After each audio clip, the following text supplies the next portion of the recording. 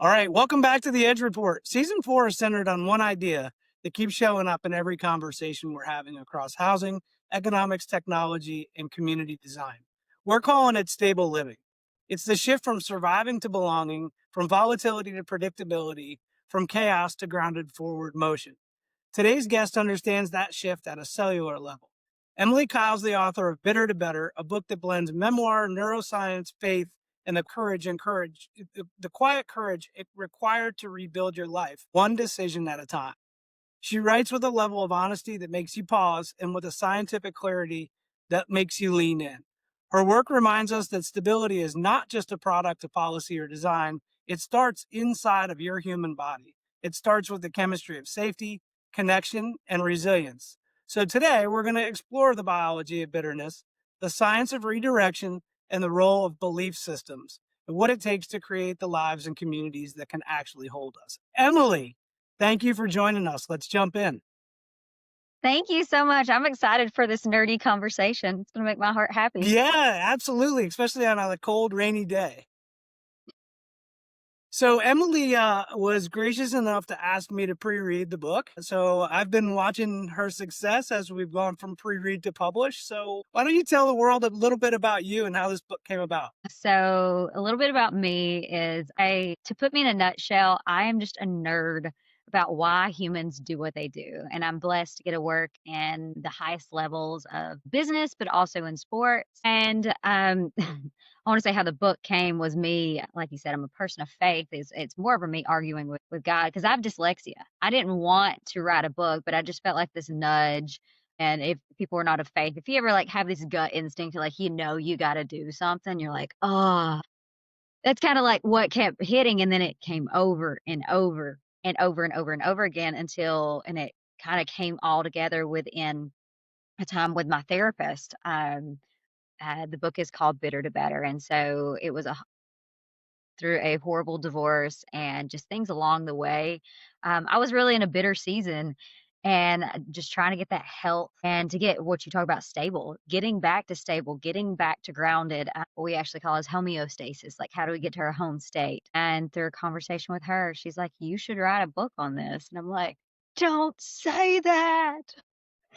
Personal book. Yeah, I was like, and that's actually in our sessions, she started like sending me the chapter titles. She's like, "This is another chapter title, another," and she even now we have another book that's possibly gonna it's gonna come out. I don't wanna write it again. Again, dyslexia and writing books is not fun, but here we are.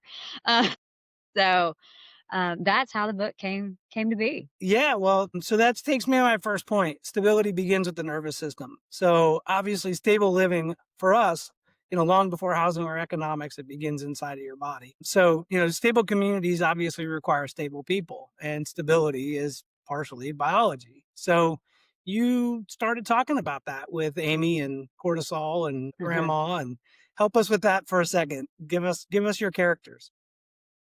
So, actually, I wanna zoom out before it because the beauty of it is what you talk about is the environment. And so the environment has so much of an impact on us. So it actually, studies are now showing that it actually has like a 70% impact versus genetics are about 30. We see this, and you probably talked about it in previous episodes with other guests, but there are ACEs or adverse childhood reactions that are actions that have happened prior. We know that our communities that we are in, I love the CDC and that it has the longevity. And you can literally go look in America, like what county you live in and your life expectancy. And if you go up a county or down a county, you can, like me, I'd lose 2 years of life. So there's a lot of environmental impacts. And those actually continue to go down into the human side of it. And so in the human side, we have something called the amygdala. We call her Amy. She has three main questions. Is it urgent, or is it causing me pain, or can I see it differently? What a lot of times is why our nervous systems are so jacked up is because whatever stimulus is coming at us, thinking money is not there, thinking you don't know. Right now is a season, I say, with a lot of the culture work or just in general, and we know this with the Fed report that 2025 is, or 2026 is supposed to be looking at one of the most unstable years. and that spending is going to be pulled down. So knowing that, and I own a business. And so what does that can cause pain, that can cause urgency. But what if I can see it differently? And that is what the principle of just starting out with it. And if I can see it differently, I'm more likely to get creative. I'm more likely to have fun with it. Fun is associated with like dopamine. And it's the pursuit of the reward, not the actual reward. And dopamine, I call it the rah rah cheerleader. And she's a teenage cheerleader too, because she's young. She like hypes us up, but she really doesn't care if we win after the fact. Like, as long as we get to the end goal, and we've actually found, and I actually, this is very interesting with the book, and a lot of people experience this after having a baby, after getting married. It's called the wedding blues, the baby blues. There's actually, I call it the book blues, or like the project blues. So you do all this work, and then it's here, and it's like, okay, now idle time, like, what are we doing? Right. Like, I'm grateful I'm talking to you on here. But there's a lot of things that continue to hit at us. And that's if we see it differently. Now, if we don't, we go to one of the characters we talk about is cortisol. Many people hear about it, fight, flight, freeze. They actually say fawn too. I'm not a fan of that one just because all I see is a little baby doe. So from where, so I think it's clear. And a lot of people are like, what is fawn? And I'm like, me again, we're going with a baby deer. But it is care, connect, and mask. And so these are very common. We call it the angry coworker of the body. And we say, one, she's mad because everybody gives her a horrible rap because everybody talks about fight, flight, or freeze like it's a negative thing. It's actually a cool survival tactic that is put in our bodies for a reason. But also, if you want to create a habit, we found that it takes about 108 days, and that's if you do it in the morning with where your angry coworker cortisol is the highest. And so it helps with what ticks you off, also gives you passion. And so they actually commingle, and that's the other part of the fawn. But if you break it out into that care, connect, and mask, it's going to give you what you care about. And so all of these things, there's also serotonin, the safety cuff of the body, which I love. 90% of it's produced in our gut. If you want to have stable living, you got to have a stable gut and you got to have stable sleep. Yes. Those are the things that really impact how we even perceive the environmental impactors, how we perceive like our environment. And then finally, there's oxytocin that I talk about a good bit, and that is the loving grandmother. That is what is needed for bonding and belonging and connection. We are designed to have humans. We are designed to do life with humans, but from a society standpoint, add in geopolitical, add in all these different stressors that say that we shouldn't like people. And like in the South, we say going to hell in a handbasket kind of style. Right. And so what we found is that actually is curtailing our oxytocin. And so we are not bonding with people, or if we are, we're only bonding with people that are like-minded.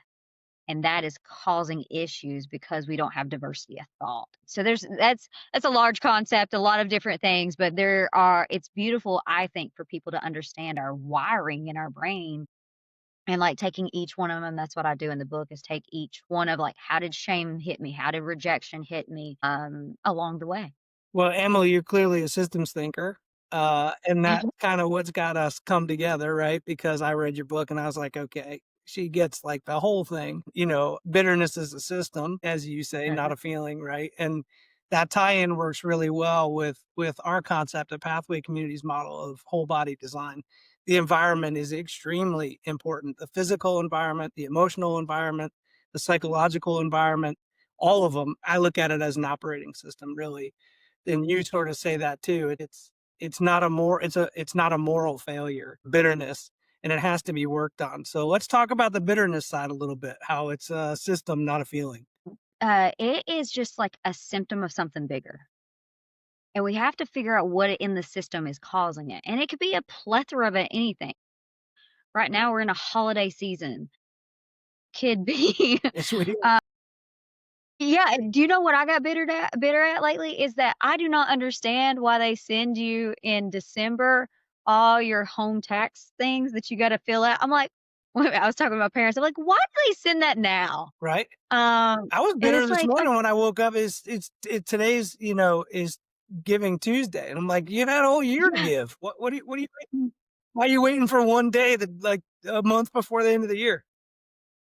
Yeah, and it's those things though, is understanding the root of it is a core value conflict somewhere. For me, the core value conflict of sending these sales tax stuff or the homeowner tax stuff is because right now I know from a systems from working in Fortune 500s and different manufacturing and across the board that this is the time that people are working their hardest and working multiple shifts, lack of sleep, everything that's horrible for your nervous system, they're doing double down on so that they can provide for their family on Christmas Day. And granted, it's the same frustration that I do have with that you could be giving all day, all year to instead of just doing it on Giving Tuesday, or you can save all year for Christmas. Like you can put it in a budget, you can do different things, but that's not the actually, we can look at the stats on that, how many people actually budget is very, very, very low, or know where their money is going.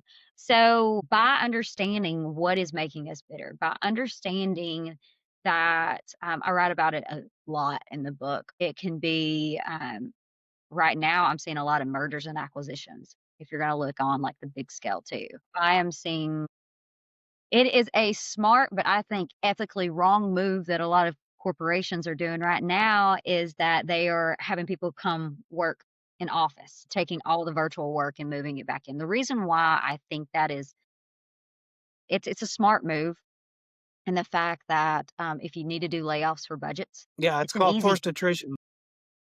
it is. And then what you're seeing is whenever you don't have enough force out, they're doing then the layoff 6 months later. And so you're seeing these things of how people are trying to skirt around systems and whatnot. And so what I say, all of that is a root to the bitterness. All that is root back to that amygdala, Amy, what is causing me urgency, what is causing me pain. And if you can see that, if you can figure out it's just a symptom of your humanity, it's your symptom of something that you care about. And so diving deeper into what matters to you is a beautiful way for you to first understand like how do you even get to stable? You got to figure out what your stable homeostasis. You got to figure out what your home state is, which that is how do you care? What do you care about? What are the minimum standards that you will subscribe to?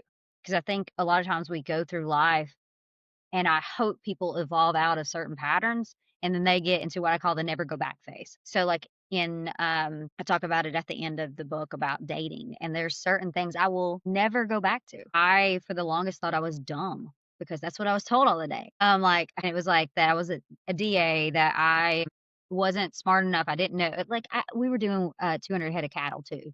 Like I don't know cattle as much like but I learned it and I can actually talk the talk after 10 years of it, but I will never go back to anybody that will lessen me to or lower me to uplift them. So there are certain things that from bitterness you have to understand physiologically. Um, and then I'll add another feature of the brain. It's called the insula. I call it the weatherman. And so the weatherman and the brain, the insula is really, really cool because it actually like predicts patterns for us. And it predicts whenever we walk in environments. So if you're in a season of bitterness, one thing that you can do is one, like I said, look at your core values, like write them out and actually do a system, like write down like what why is this bothering me? Ask the 5 whys. Why is this bothering me? Why is this bothering me? Why is this bothering me? And keep going down the track. It's a beautiful exercise you can do. But also from that understanding is that because the insula, it will find what you seek. It will find what you look for.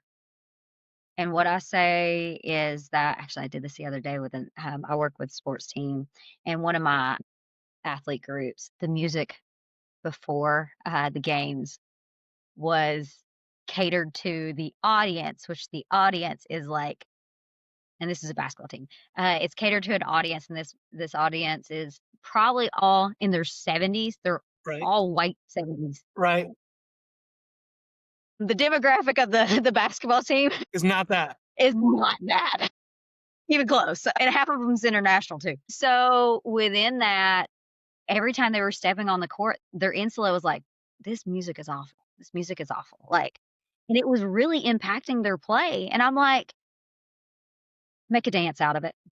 Make it fun because it's not changing yet. And don't get me wrong, I'm working on the outside system to change it for them, and we eventually got that done. But where we are at, their insulas are like, "Ugh, I just can't get ready. I just can't because it's just predicting, and I'm just gonna play worse." And it feeds in to the next whole game that I have to get them mindset ready for. And that's kinda what our brains do. So if we're seeing bitterness, we'll find bitterness, we'll continue. Yeah. But the opposite of it is gratitude.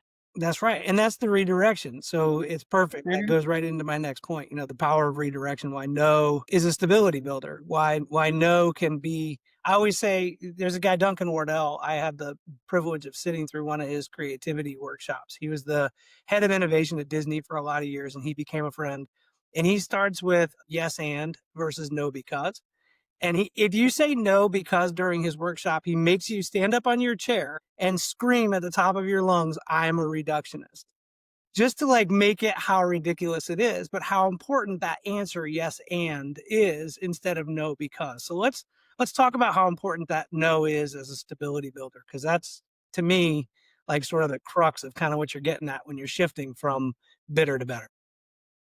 Yeah, so my brain does 2 things. One thing I had to learn really quickly is that, I, um, I default to no and defend my yes.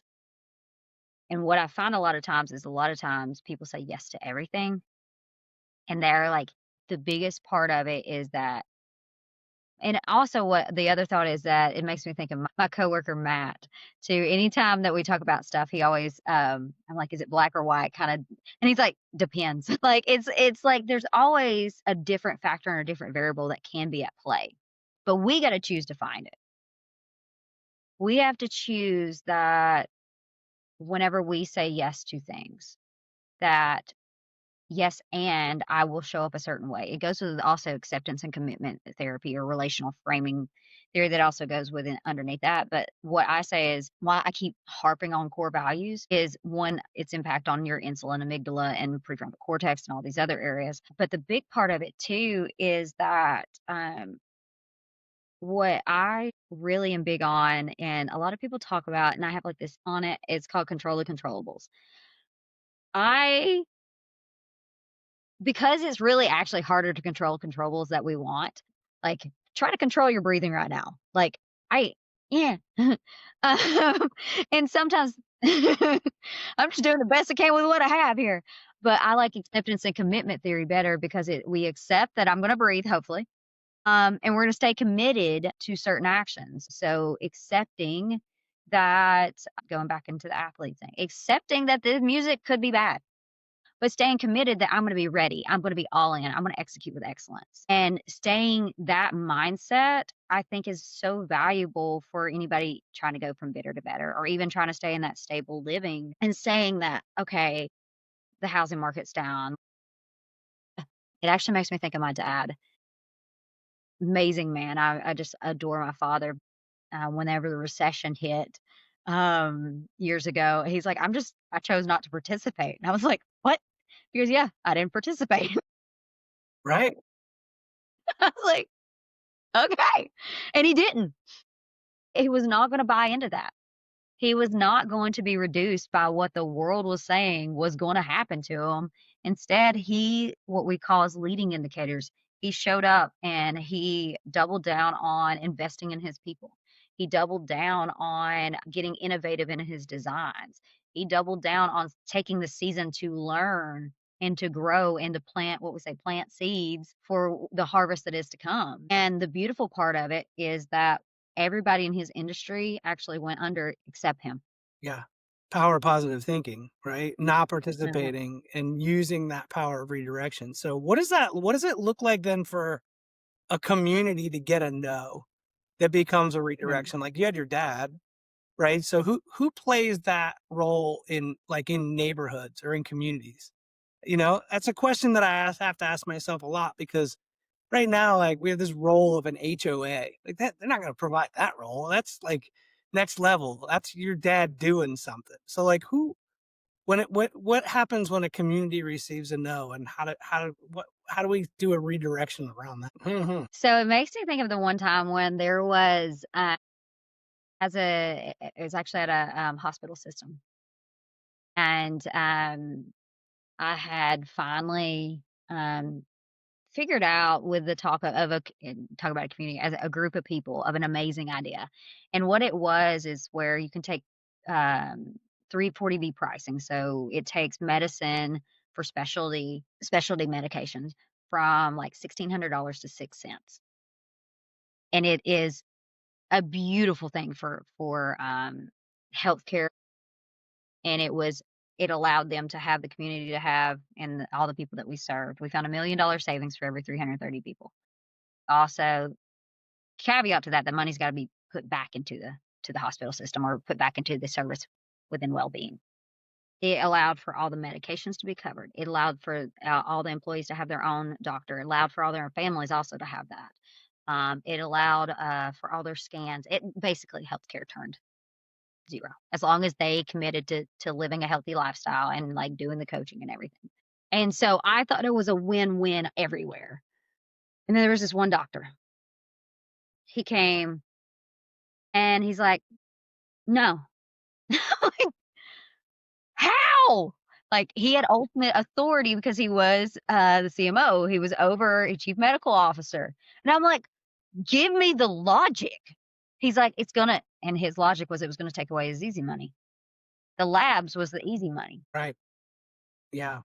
That no was one of my hardest ones because it just the systems, like, you're giving access to healthcare, you're covering costs, like, there's so many things that was just it was a beautiful win-win, but what I learned from that is his no made my argument so much better for next time, and so it tightened up my pitch, and it tightened up where I had to get buy-in from everybody. So what I say is like your no's don't make them stop you. Just make them more creative. But that's in our brain. It's like our amygdala, like we have somebody telling us no, we can't do some, and a lot of people give up. And there is the thing that there's called post traumatic stress, but a lot of people don't talk about post traumatic growth. Mhm.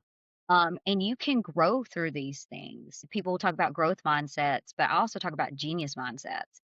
And a genius mindset is if you get an email from me, it says the kiss of death is to be the genius with 10,000 helpers. Instead, be the genius with 10,000 geniuses. Turn the person that said no to you into a genius. That's a very hard thing to do whenever you're bitter and mad at them. I promise you.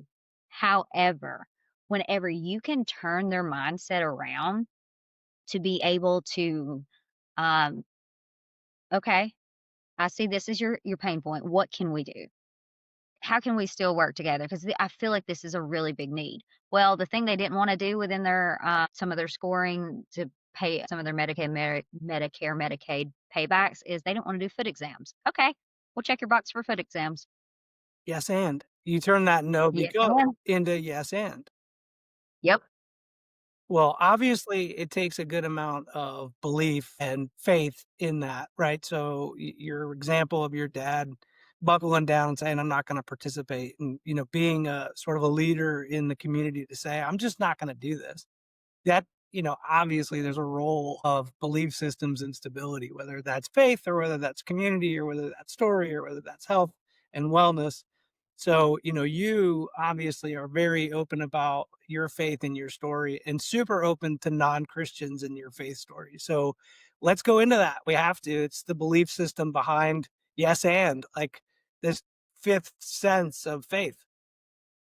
Yeah, I love that because it's yes, and they're a human. I love humans, and I come from a belief that 95% of humans are amazing. About 3% are just headache populations, and they're just bitter, and they're gonna like that doctor. They're gonna help you learn more if you can see it that way, if you could reframe. And the other, they're just bless your hearts from a Southern word. But the belief is that I fundamentally believe that as a believer in Christianity, that we are children of God. I believe that He designed us all, and even the ones I can't stand, I have to reframe and be like, that's a child of God. That's how I reframe it. If you're not a faith, how can you reframe or have a belief system like what I even write about in the unprologue of the book is that like that book was written with people that were Buddhists, that were atheists, all different because we can learn from everybody. And what I say is, and I think this is the heart of too, the belief is that I don't want to be like minded. I want to be like hearted.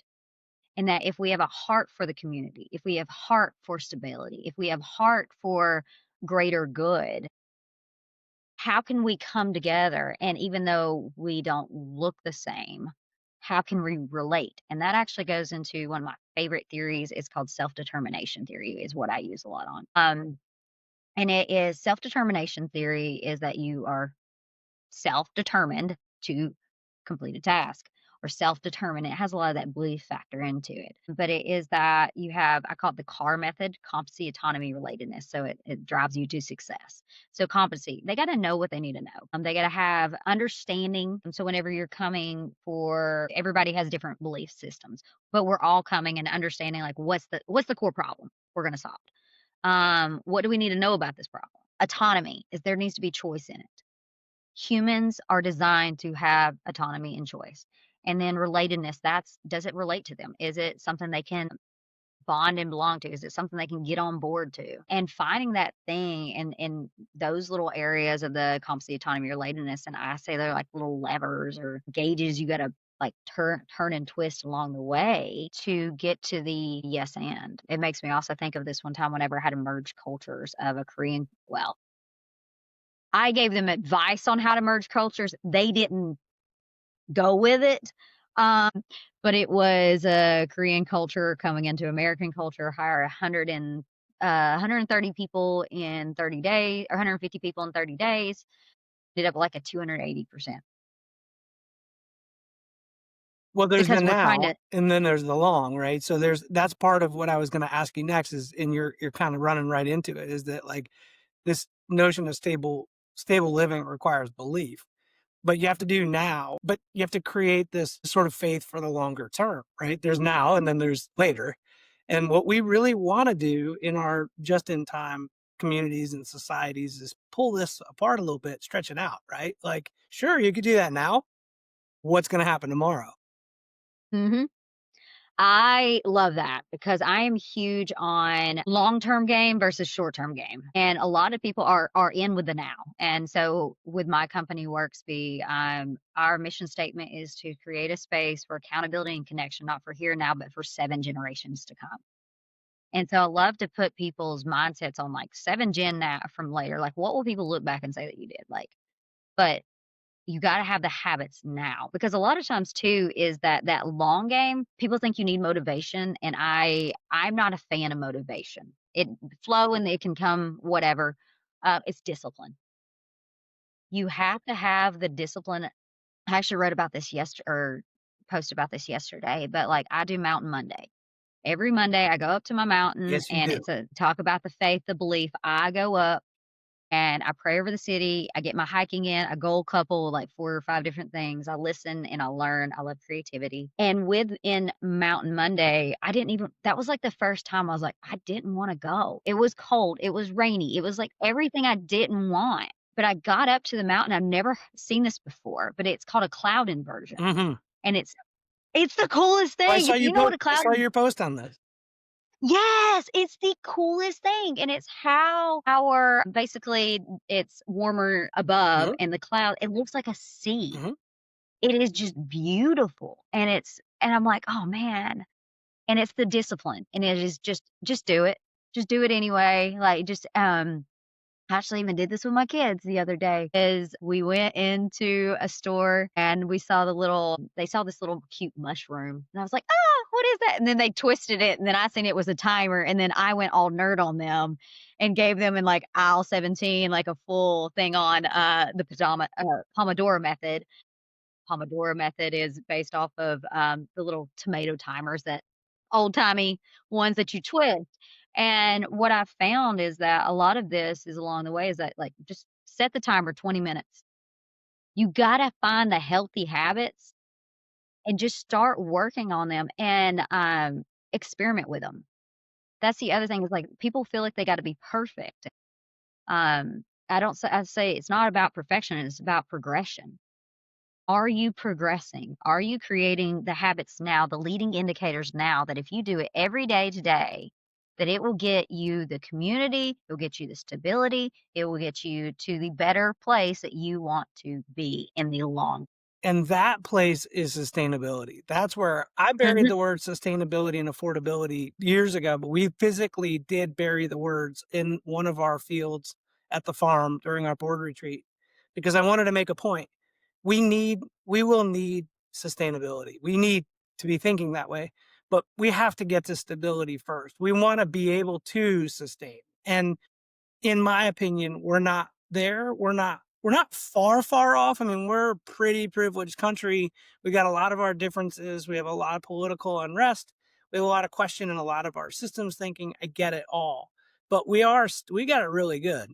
And, we've just got to work on stability long enough where we feel like, okay, now we can sustain, let alone thrive. Right. And you kind of Mhm. talk about that too, the waiting room, right? Why stability requires time, not just tools. So let's go into that a little bit because I do want to sustain, I want to thrive, but I don't think we're ready to start thinking about sustaining yet, are we? No.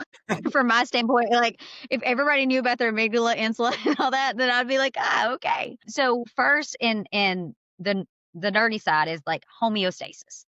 That is our home state. Do we know and that's back to that stability, like, do we know, like, are where we're at, like, if we can, like, put ourselves as even as a country on, like, a health scan, like, what do you think our blood pressure would be? Right? What do Pretty you think high. yeah, what do you what do you think where do you think, like, our heart rate and some of the things and what are the things that can easily change it from the environmental standpoint? What can make our heart race go up? What is something understanding that aspect of it? Um, the other thing I always say is this is with health, but also in other life things, like, do you wanna do this at 100? Like, a lot of people will, like, wanna do, like, 5Ks and run all the time. Like, what do you wanna do at 100? 'Cause that's probably your most stable point. Like, at 100, I still want to show up with kindness, faith community. I wanna be show the it's called the fruit of the spirit. Spirit sounds really creepy sometimes to people, but, like, how I wanna show the fruit of, like we can all agree that, like, if I have gentleness, if I have self-control, if I have joy, if I have these factors along the behaviors along the way, that then it will get the results that we want. So, for that long-term stability, first we gotta figure out, like, how do we wanna be, not just always do. And then from that, the body has this cool thing called allostasis, and that's our sustainability in the body. And that is, like, when things come at us, how do we adjust? And so for stability, we have to know adjustments. We know change, and we a lot of people change is actually just turn to adversity and, like, adverse reactions at the top of that, and they're just like, "I'm done, I quit." Lots of pivoting Um, until you get tired. yeah, and it's like, I always think of, like, the little dancers that, like, pivot in circle, circle, circle, they're getting dizzy, Right? and so you have to condition yourself, you have to condition for that stability. It is a beautiful mindset to have, but also for me, I don't know if I ever want to be stable because I wanna stay but no, I don't. I wanna be stable, but I wanna be the allostasis to continue to grow. Like, Yes. I I want the thriving part aspect of it because what I find and this is what frustrates me in a lot of areas, like, I love that our church right now is doing this beautiful thing and, like, they're really double downing on mental health, and they're making it where it's free, and just I'm like, "Yes, like, this is my game." But I'm like, that is the people that have trauma. I'm like, "What about the people that have hope?" And that's like, we as a society, a lot of times we come in and we help the people that are hurting. How about the people that are hopeful Mhm. and helping them? Like, one thing I'm working through right now, and I may end up doing, is called a sanity and soul check for leaders. And, like, how do you have these checkpoints along the way? How do you know, like, looking back, this year, I actually wrote about it in the Hot Minute, like that cloud inversion. Mhm. Think about that, like, we're in December right now, like, top or the end of the year, top of the mountain, you wanna say. Look back. What do you wanna bring into next year? What do you want? What helped me make you stable? What helped in a community to keep stability? Were there key people along the way? Like, and also system thinking, look at where, like, the gaps are, but also, like, where's the crucial we play the game sometimes, like, kill the system. And, like, that's a fun game to play, I'm not gonna lie, if you've never played it. No, I play it Uh, all the time. I play it all the time. yeah, you find the Achilles heel in it, and that's what you need to do with yourself too. Like, where is your Achilles heel? Where are certain things I write about it at the end of the book. So for me, I desire to have a partner, a future partner, but my Achilles heel is like that desire was taking me off of what I say is my design and how I show up and care for other people. So I had to do a fast for men. Like, and people are like, "Oh my gosh." Like, but yeah, hey, it's the best thing.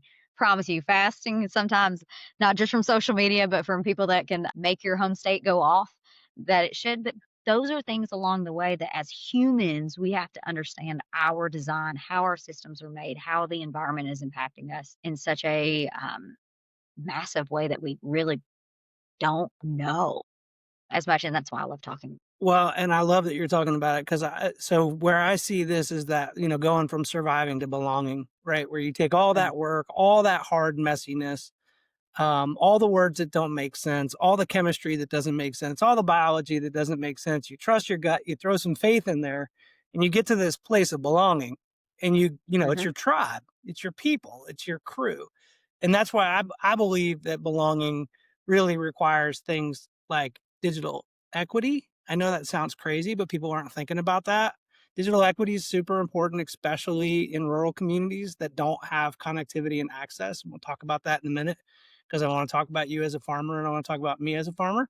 But financial literacy, the fact that our economy and our econometrics are completely changing, and that there's this false narrative of the American dream, or maybe it's just outdated and that it's not what people want. I can't tell yet whether it's what people want or it's just the fact that it seems unattainable, so they don't want it. Predictable bills, right? Like energy security, things that are walkable communities where you can walk and grab a cup of coffee and bump into people and have a casual collision, our 2-minute cities and cohort based conversations around upward mobility and what it means. But I have a feeling that you have maybe a different sense of what it feels like to belong. Oxytocin. Oxytocin, serotonin is what I wanna say. So that's actually in the body, that's what it is that's what trust is. Oxytocin moments, that's high fives, handshakes, or it's vulnerability. So people are like, "You can't have this oxytocin," and actually, let me backtrack.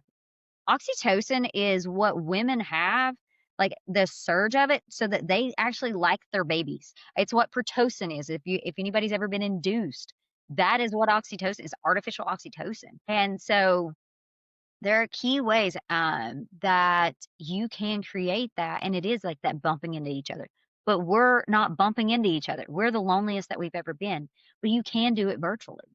But again, that goes back to if you don't have access to the connectivity to have the virtual conversations, if you don't have some of the things along the way, and I actually can still do old school handwritten notes is one of the best ways to give oxytocin. And then serotonin is that you feel trust. It's a lot of with psychological safety and Edison's work and whatnot.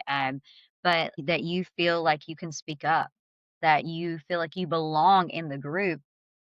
And again, it's not that you're like minded with them, that you can actually come with your disagreements. That you can come with that you're not just connected with them, but you're accountable to them. And that's the beautiful thing within in the body. It's oxytocin and serotonin. So you're obviously a systems thinker. You're from rural Georgia, is that right? What part of Georgia? Yes. Dalton, Georgia, North Georgia, Northwest. Okay. So I'm sure that, we talk about how some of your DNA is through the learned experience. We mentioned that earlier. Some of it is just internal. How much of your systems thinking has come from nature? A lot of it. Like that's the thing I love to do is whenever you get like and I take every moment and get curious on it. I even get curious like I always say even with my story like it would be so awesome if it wasn't mine just from a physiological standpoint to see. I remember writing a post a long time ago like from nature talking about the cows and the cattle. So you learn a lot about life. And actually, what I think is fascinating is that a lot of our our brains don't like to think. It likes energy conservation. To think it has to have the habit of critical thinking. That causes you to, again, consume energy. And what I found along the way, and I've written some content on it, is about like herd mentality. There are so many people that have groupthink and herd mentality. Yeah. I'm like, it's just like my cattle. Well, and Like those so it many was, people are those people are in a city that have never actually seen herd mentality in action and felt the energy of herd mentality. yeah, it's next level. And like, There is. and then how many people are driven by like stimulus response? That's cattle. They can like Pavlov's effect of it really play. I like for me as a system thinker, I'm like, man, how so if anybody doesn't know, the Pavlov dogs is a study that they did, and basically that the dogs were they had a bail and that the dogs would salivate prior to the bail or on the expectation of it. So for me, I always played with the cow's moves. So it's like, and they knew if they heard the diesel engine, that was it. They knew that the food was coming. But it's also like that herd mentality. Whenever that gate opens, and that's the thing is they don't have the amygdala to think. They don't have the things that we have to allow us to be able to be the only humans or the only species on this planet that can like think, feel, and do the way that we are. Mm-hmm. And so a lot of times and we act like nature, Mm-hmm. but we're not designed to be like nature. And it's also there's somebody wrote this famous thing about the purple cow and a book on it. And I was like, it's not the purple cow, y'all. I said, it's the cow that you bottle fed. It's the cow that came up to you and like loves on you. Ironic, the bulls are the sweetest. And it's also learning from nature, like my assumptions, so many assumptions along. And I always say that if the assumptions can make you look like the first three letters of the word. Right. And especially, like, if you come to a farmer group and you think all the cattle that have horns are automatically bulls. No, girls can have it too, y'all.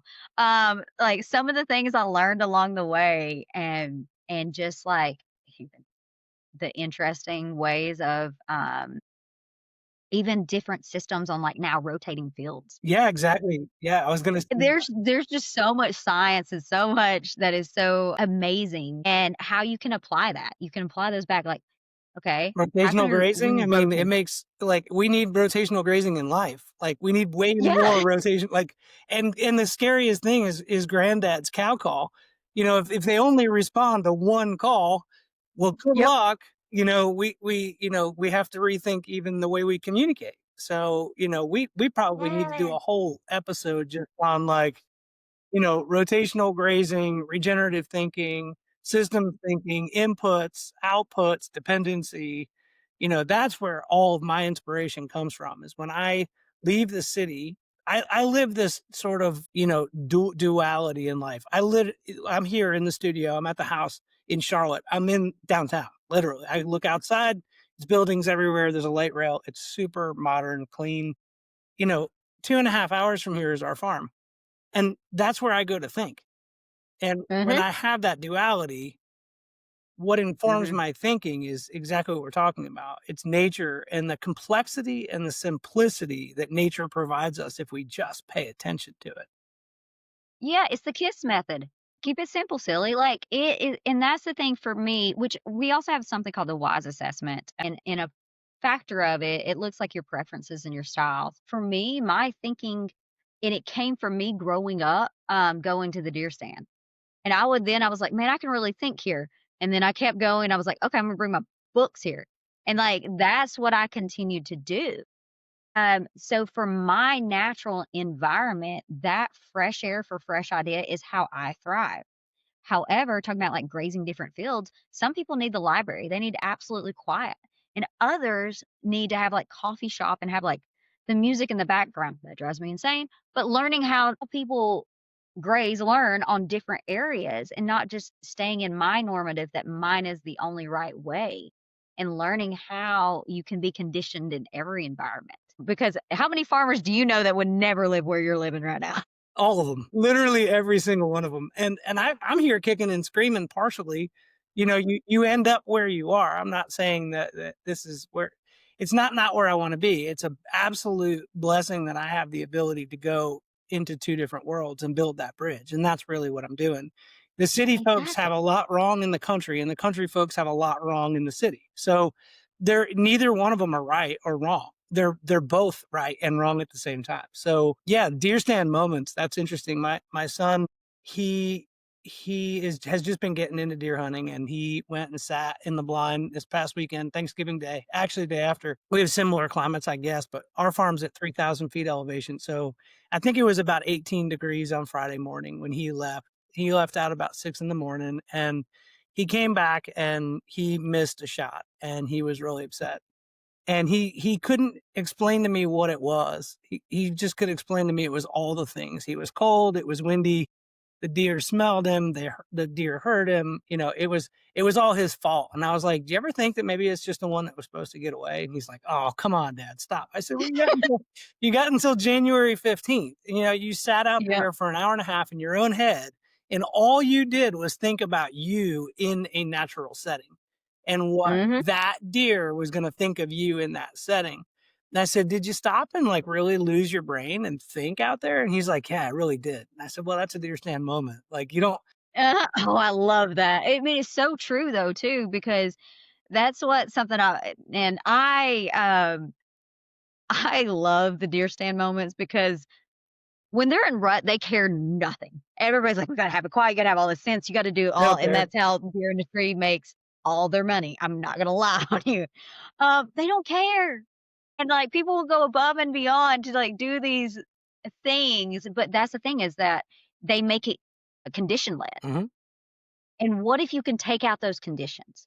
What if you can reframe? And then you can learn. mhm, You can learn from that. Like, what can you do differently next time? I actually am big on not saying like right or wrong, like what's beneficial or helpful or unhelpful. mhm. Like the next time you come in here is like, what can you do to be more helpful for the situation and for the outcome that you want? I adore deer meat. Like it is my happy place. Mhm, So I can get frustrated within the shot. But sometimes too, like we've had to go back and we had to look at the scope. Like it was knocked off. And I'm yelling at myself the whole time, mad at me. And then it's like, oh yeah, okay. It might be But your how many tool people your don't? tools were off, the environmental conditions were off. It could be so many things. Yeah. It's not necessarily There's you. so many factors. There's so much complexity to it. And that's what well, there's 2 different people. There's people that will go inward and like, "It's me, me, me, me," or they're gonna blame shift out. Uh-huh. Others do, and it's like, like, "It was this thing, and the smell wasn't right, the camo wasn't right," like, Well, that Austin, my oh, son did a little of that. He was like, "The wind was yeah, swirling and I was making noise," he was doing a little of that. yeah, and deer smell I was like, just keep at it, because that's the thing too is that, there's this actually the other day, it's actually a proverb, but it's like, uh it's talking about a farmer and the farmer that waits for the perfect, uh, weather, never plants.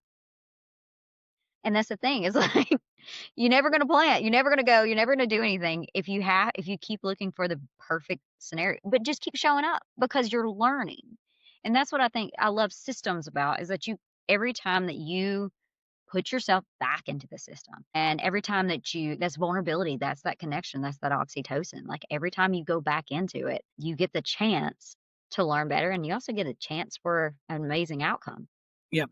Well, this has been amazing. There are 2 groups of people, 2 statistics that I share with people that my work focuses on. Was a post yesterday that I've been trying to figure out for a long time. The average first-time home buyer right now in America is 41, almost 41 years old.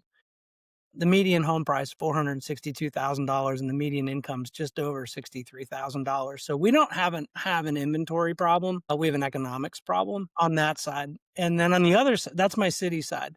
Then on my countryside, when I'm out in the woods, the average farmer is 58.1 years old, and we've lost almost 200,000 small local producing farms, family farms in the US since 2017. Both of those things are unacceptable in my opinion. So, they've got more in common than they do difference. And Mhm. I am trying to build those bridges and try to close those gaps a little bit. In that I love our conversation today because it really considers this concept of stability. It doesn't care. Stability doesn't care. Stability is something you have to practice, you know? Mhm. So it's built through those small decisions that move us from bitter to better, and from frantic to grounded, or whatever you want to call it. But that's the reflection for the week, right? Is how are we practicing bitter to better? How are we practicing stability so that we can get to a place where we can be our best selves? Yes, and I totally agree. And that's the thing is too, is practicing it and also giving some realization of taking it a level deeper. Like, what is that core value with it that's making us bitter? Like, why can't we see that person? Why can we only see them, and going back to that relational framing, like why can we only frame them up as a farmer, or ourselves only as a farmer, or only as a city person? Why can't we just frame it as a human and come with relatability and understanding that this isn't sustainable? um, and maybe we might can find a win-win. Maybe we might can find some innovation along the way. And also maybe some peace because that farm living is next level. But also, I'm gonna say also walking in community with people is next level. It is. Both of them have their oxytocin moments, and getting to experience both from a open mind to see what it may not be what you like, but see why they like that. Why stepping in cow who doesn't bother you. Like, it's a cow pa like, some people, like, growing up and then other people in the city, it's like, why stepping on gum is, like, funny for them because it makes them think of their, like, grandmother or something in this one scenario. And so just learning a little bit, like, find out the story behind why people are there. And I've found that that actually is one of the biggest connectors to start the conversation for the relatability, for that stability, and that oxytocin moment that might can get the ball continued rolling. Yeah, and the having the ability or the courage to rebuild rather than endure, and so much of what people are doing is enduring, which is super important, right? I mean, we all need endurance, but at the end of the day, sometimes you look at things through a different lens, and that's why I love my country living because it's so much simpler.